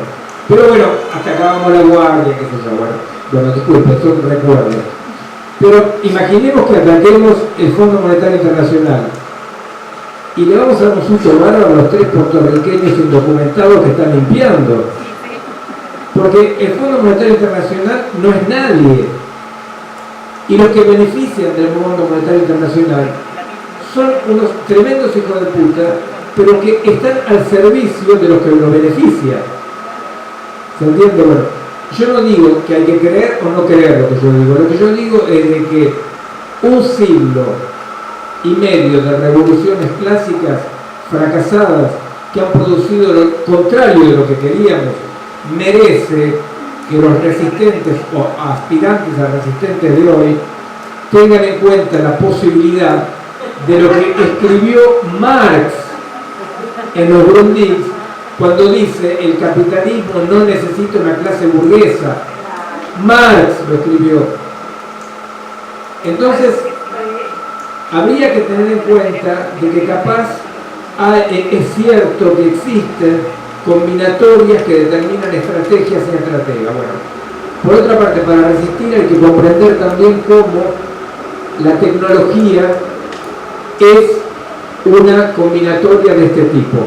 En síntesis, hay que tratar de ver si es cierto que los mixtos funcionan como organismos. Bueno, después, si los mixtos funcionan como organismos, hay que entender también la cuestión de cómo la tecnología se transformó en la promesa metafísica. Para no andar discutiendo con racionalidades, lo que del otro lado no es racionalidad. Hay un texto en los cuadernos de expresión de Gramsci, donde él dice, si un intelectual de izquierda viene a hablar con un campesino a explicarle que Dios no existe, el campesino no va a tener argumentos, pero va a pensar, yo no sé, pero el cura sabe. Y el cura va a pensar, yo no sé, pero el obispo sabe. ¿Se entiende? En la metafísica, en las creencias metafísicas, no es la razón. ¿Pero por qué no es la razón? No por lo que creen los educadores de la modernidad, falta de educación. Es porque en la creencia hay un núcleo de goce total y radical que es enorme. Entonces, para la resistencia, una cosa muy importante es comprender que la barbarie, la brutalidad, el horror, no son un accidente en la humanidad, que no son un accidente. Nosotros no podemos resistir. Primero, yo como punto, entonces, tratar de comprender lo que está pasando, ¿verdad? Segundo, es imposible resistir pensando una vez más, como lo hemos pensado, de que la barbarie, el horror, el caos, las cosas que podemos hacer los humanos, ¿verdad?, es un accidente. La barbarie, el horror, la violencia, la capacidad de destrucción y el goce que el momento de la destrucción implica no son un accidente de la humanidad. No podemos resistir y estar del lado de la vida si nosotros recortamos la vida de un elemento estructural. ¿Se entiende?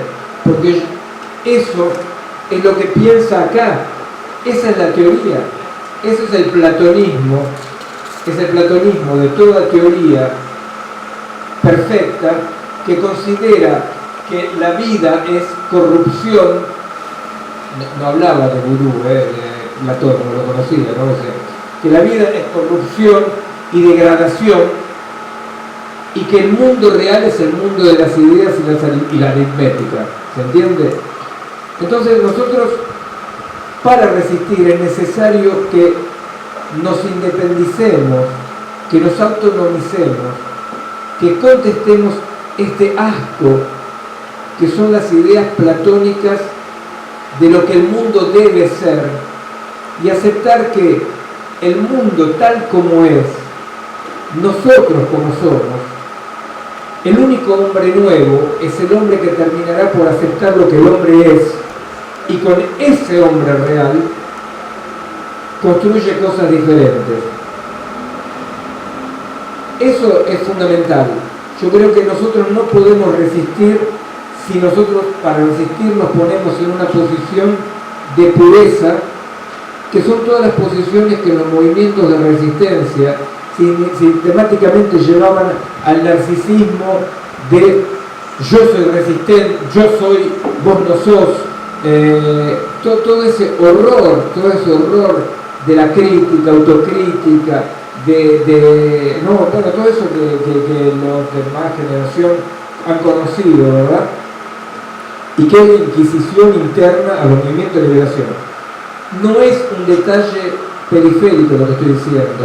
Esto implica realmente que la emancipación y la resistencia hoy en día tiene como paso inevitable comenzar por emanciparse del platonismo que dice que el mundo real es el mundo de las ideas y el mundo de la vida es el mundo de la corrupción.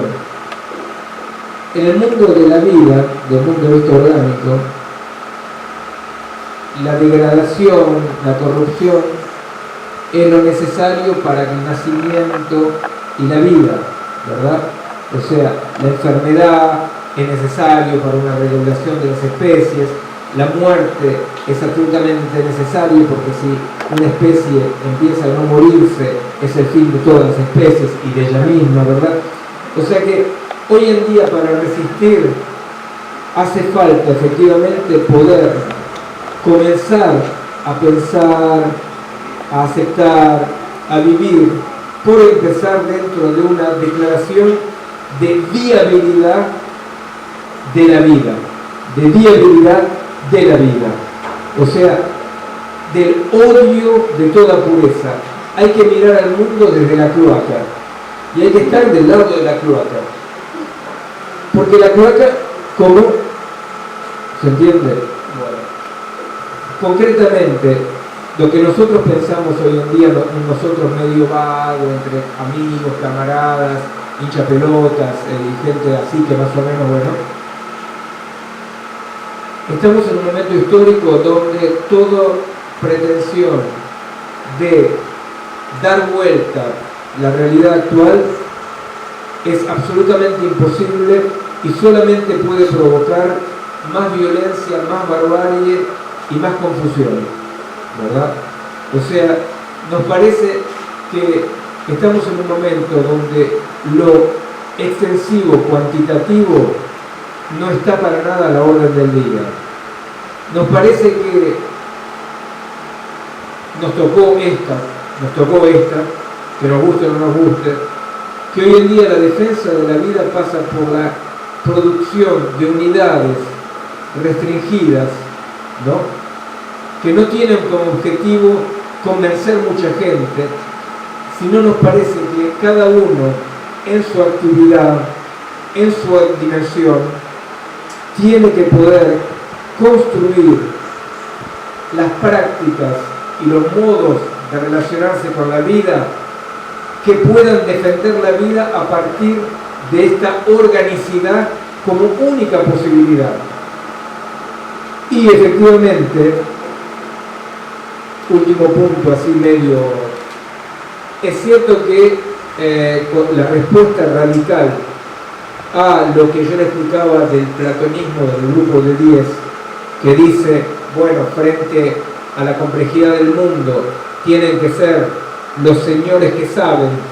Me hizo gracia el otro día, la verdad que no me hizo gracia, me deprimió enormemente cuando yo vi que Cristina hacía lo mismo que hacen los socialistas de mierda en Francia, que es de hacerle un llamadito a la derecha, ¿no?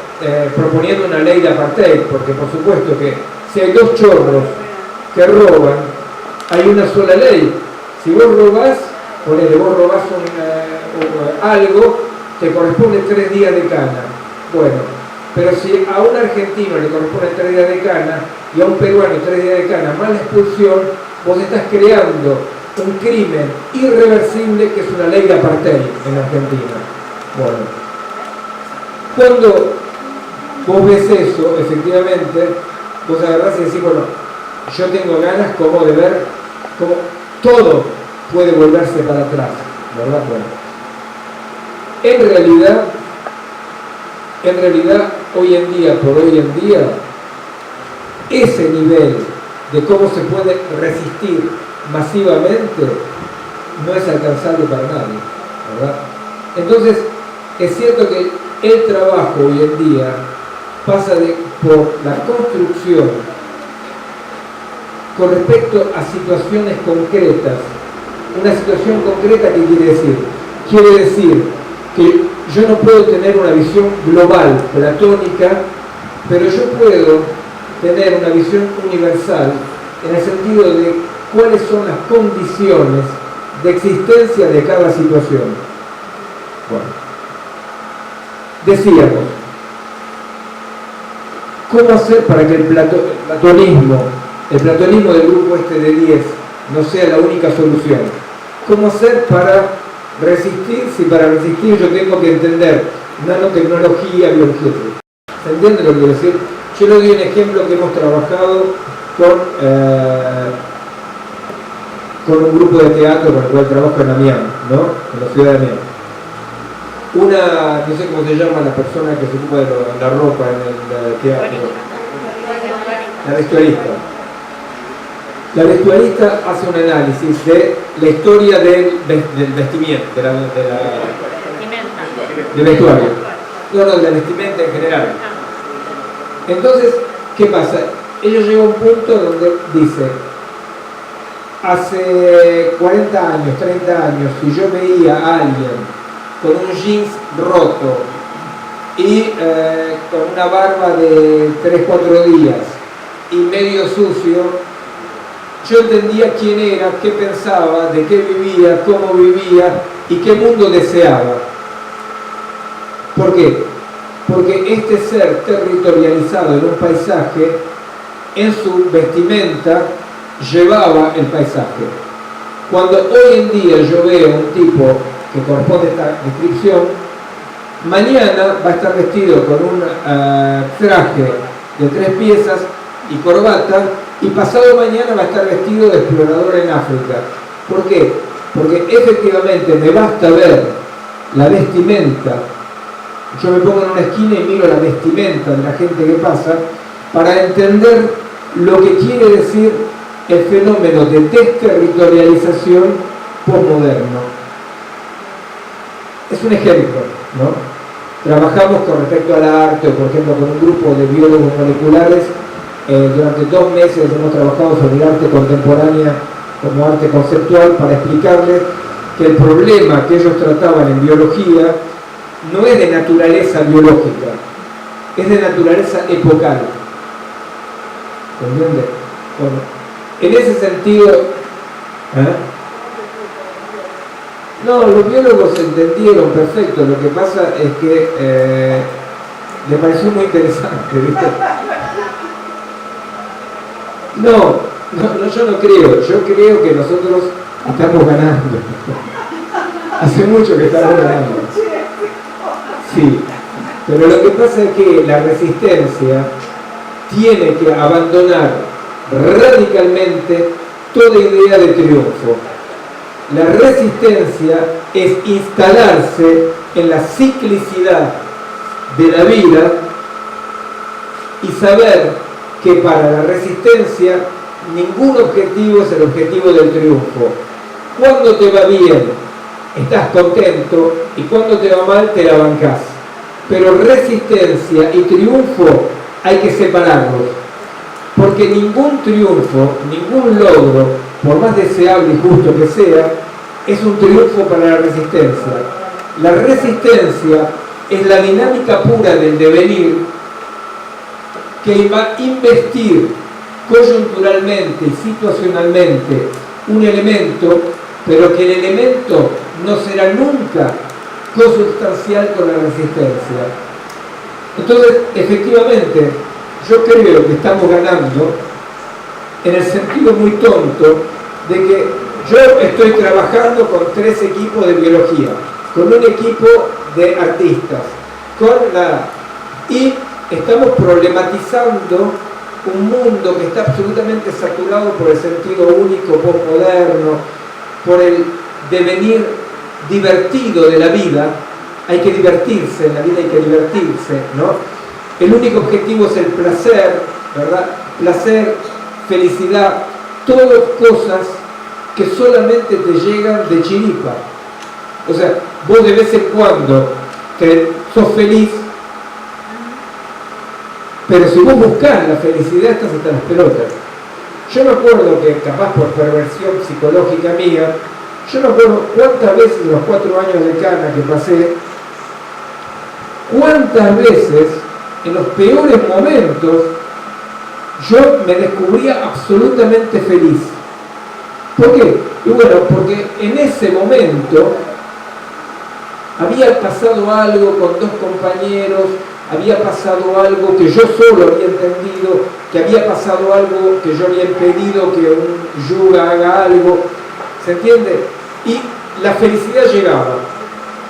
Si yo apunto a la felicidad o al placer, ni felicidad ni placer puede ser otra cosa que un objetivo nihilista que me haga infeliz y sin placer. La resistencia tiene que pasar por la complejificación de estas ideas saturadas, ¿verdad? Tenemos que poder desarrollar prácticas alternativas. Yo doy un ejemplo más, nada más, ¿no?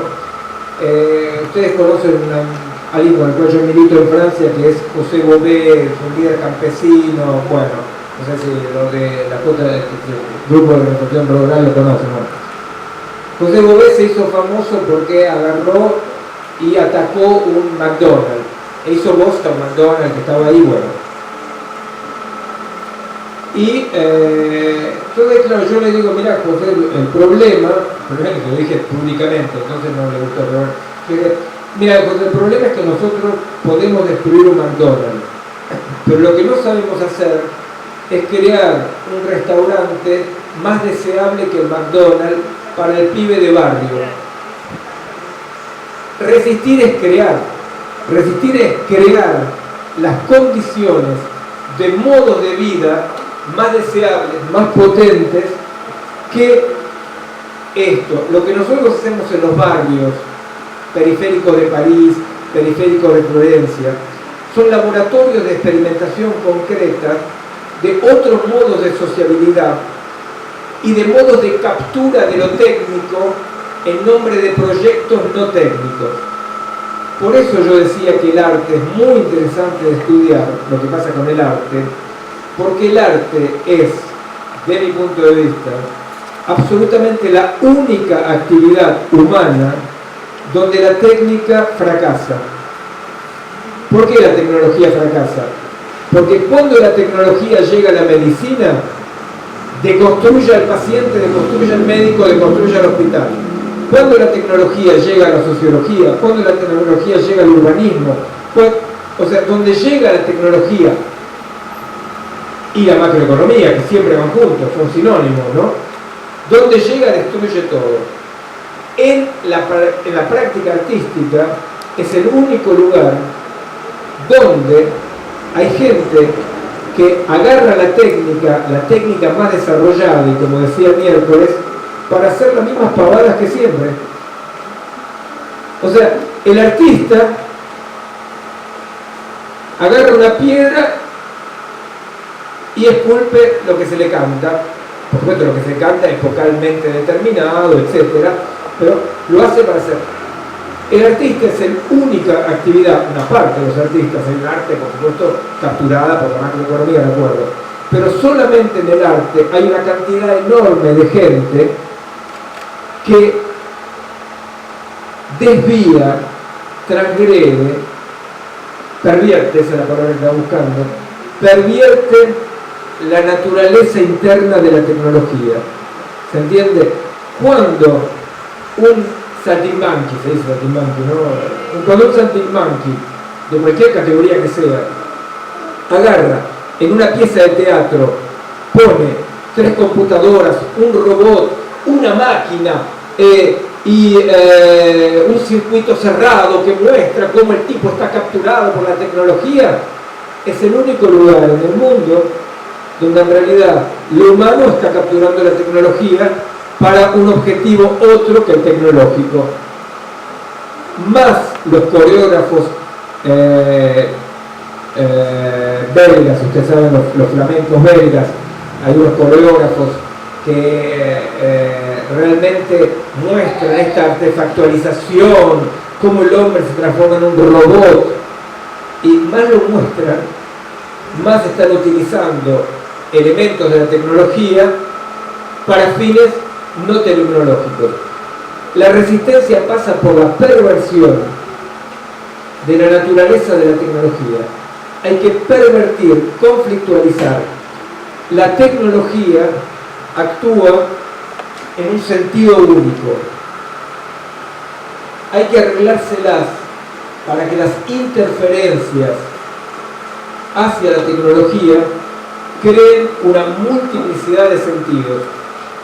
Última palabra, el ejemplo es el ejemplo de la película que proyectamos acá sobre la cultura sorda, ¿no? La tecnología dice, un sordo quiere oír, sentido único. Y los sordos dicen, no queremos oír. ¿Pero qué quiere decir esto? Todo el mundo dice, ¿está en contra de la tecnología? No. Ellos lo que provocan es que la tecnología se diversifique y no solamente pueda ofrecer al sordo implantes cocleares. Se desarrolla una telefonía móvil, por ejemplo, donde el sordo escribe algo y esto habla, o una palabra se transforma en escrito, ¿se entiende?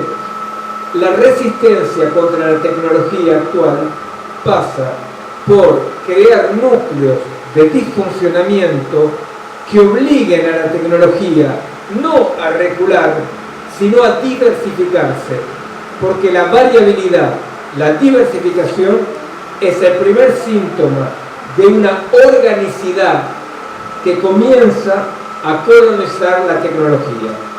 ¿Se entiende? La diversidad y la variabilidad son el primer síntoma de que la cultura, lo humano, lo vivo, comience a colonizar el sentido único y saturado de la técnica. Bueno, no sé si están de acuerdo que demos 10 minutos, 15 minutos para... pero no es el momento de decirme, miren, en realidad nosotros hacíamos así porque Claudia nos pagó, o porque capaz es como una especie de, como se hacía en psiquiatría hace mucho tiempo, mostración de caso, ¿no? Es un esquizofrénico que hace presentación de caso. Bueno, no sé, que demos 10 minutos, 15 minutos para ver un poco. Guillermo, no sé si el asunto de la resistencia con respecto a la diversificación, viste, por ejemplo, con respecto a los biólogos moleculares, ¿no? La cuestión es,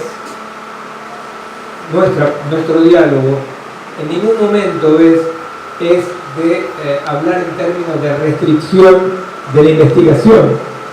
Al contrario, lo que le decimos es qué lástima que la técnica sea tan poco libre hoy. ¿Ves? Ese es nuestro mensaje. O sea, nosotros lo que decimos es, miren, en realidad es una lástima que la tecnología sea tan poco libre hoy y que no puede investigar vías diversas y variadas, ¿entendés? O sea que la resistencia con respecto a eso en biología pasa por ahí. No por limitar, sino por la diversificación. Pero no podemos entender en qué sumaría para la resistencia que se magnifique la tecnología. ¿Acaso que le puede hacer un favor a sus propias respuestas? Sí, la diversificación y la variabilidad significan niveles de conflictualidad que permiten que vías diferentes y opuestas dejen un lugar a lo que de acá aparece como turbulencia, ¿entendés? O sea, por ejemplo, te doy un ejemplo con respecto a la ecología, ¿no? Esta silla tendría que tener esto. Ahí está. Bueno, lo encontré. Con respecto a la ecología, cuando yo digo, hoy en día un problema fundamental de la ecología es el humanismo. Porque si yo quiero mantener al hombre como centro del sistema, estoy cagado, porque en realidad si el hombre es el centro del sistema, no hay ninguna ecología posible. Lo que hace falta es que la especie humana como especie se corta. Cuando yo digo esto, digo, ¿cómo puede ser que el pensamiento haya pensado algo que lo limita? Bueno, porque en la relación conflictual entre vida y pensamiento, el conflicto hace que en el mixto aparezcan diversas opciones, hipótesis, que ninguna representa la vida, pero en la variabilidad está la única posibilidad que algo de la vida se desarrolle, ¿entendés?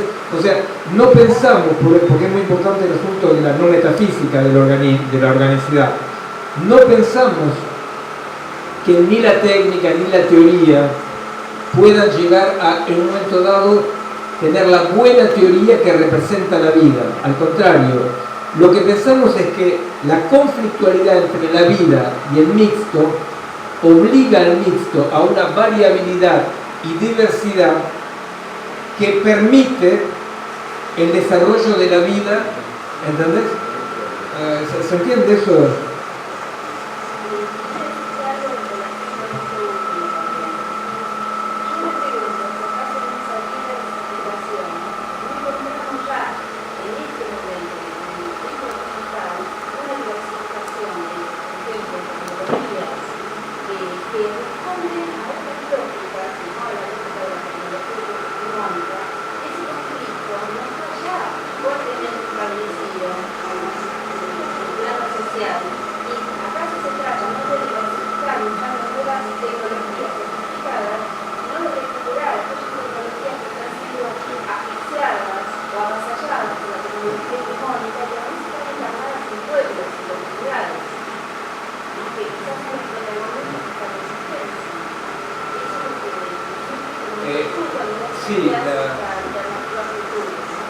La lucha es un poco como darwiniana, ¿no? O sea, si vos por ejemplo pones la energía eólica, ¿no? Bueno, del aire, del viento, ¿no? Si vos pones la eoliana, bueno, yo digo francés porque la eoliana, en rivalidad con la energía atómica, está perfecto. Pero, ¿qué es lo que permitió eso? Lo que permitió eso es que efectivamente hay una conflictualidad que está dada por qué? Por Chernobyl, por el recuerdo de la bomba atómica, ¿entendés?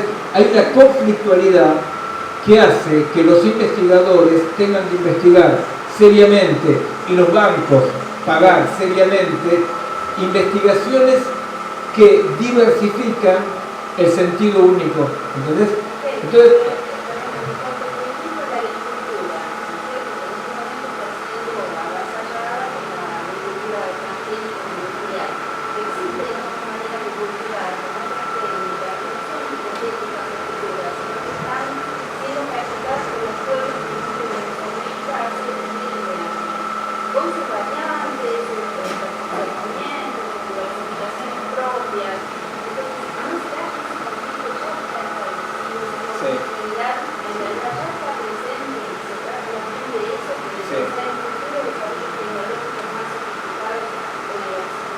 a mí me parece muy interesante todo conflicto de resistencia, pero ahí hay una cosa, una diferencia entre técnica y tecnología, que ahí sí es muy importante, es que las técnicas de agricultura tradicionales no pueden competir realmente con ninguna posibilidad de ganar la batalla, ¿no?, contra la tecnología del genio genético. En ese caso a mí me parece que lo que puede hacer la técnica tradicional es mostrar las fallas de la tecnología agropecuaria, ¿no? O sea, por ejemplo, vos podés mostrar que un campo trabajado con técnicas tradicionales es un campo que va a quedar fértil, es un campo que existe, es un campo donde hay una biodiversidad. Claro, vos podés mostrar eso, pero el problema es que para que una resistencia se desarrolle realmente a nivel eficaz, ¿no?, hablando de resistencia, de pelea, no de pelea, con respecto al mundo actual, de la tecnología, de la macro, bueno, hace falta no solamente mostrar en negativo lo que la tecnología no logra, sino también introducir fallas en la tecnología. Esas fallas nosotros las encontramos, las desarrollamos, las trabajamos, y yo creo que hay una sinergia a crear entre el desarrollo de una concepción orgánica dentro de la tecnología en sinergia con las técnicas orgánicas tradicionales, ¿entendés? Pero yo no creo que solamente las técnicas orgánicas tradicionales puedan dar la pelea, ¿entendés? Porque lo que pueden hacer es, ¿ves por ejemplo la diferencia? Yo creo que una agricultura tradicional es absolutamente positiva, etcétera, etcétera, que es no agresiva, que es bueno. Pero el problema es que esto nos sirve para mostrar las fallas de la modelización y de la digitalización del mundo vivo que están modificando el mundo entero. Entonces yo creo que hay que hacer las dos cosas. Hay que dar la pelea manteniendo lo tradicional que muestra lo negativo del otro, pero hay que también obligar al otro en interno a desarrollar tendencias orgánicas que lo limitan. ¿Entendés? O sea, hay que llegar, por ejemplo, suponete, para decirlo de una manera un poco tonta, caricatural, si vos tomás a alguien que tiene una cierta sabiduría, yo tengo un vecino que tiene 95 años, que es un argentino, que tiene una cierta sabiduría, y que dice, mira, viví lo que viví, y que ve que, bueno, le queda un tiempo reducido de vida, y que está en acuerdo, dice, sí, bueno, no es una injusticia, la muerte, etc. Eso es una cosa. Pero yo no puedo poner a Héctor como resistencia con respecto a la tecnología casada con la macroeconomía que te promete de vencer la muerte. ¿Entendés? Yo no puedo luchar con ejemplos. Yo tengo que mostrar en el interior del proyecto tecnológico la falla radical y horrible que obligue a que la investigación genética no siga apuntando solamente a un cuantitativo aumentativo, sino que también trabaje en los mecanismos de regulación. ¿Entendés? O sea, pero bueno, me parece fantástico el ejemplo de Héctor, pero no creo que la lucha pueda ser simplemente en términos de ejemplaridad.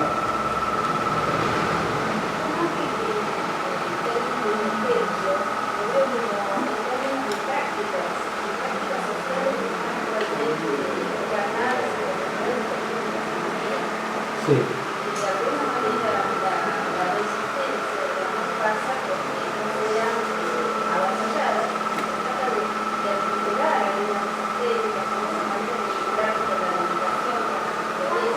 Sí.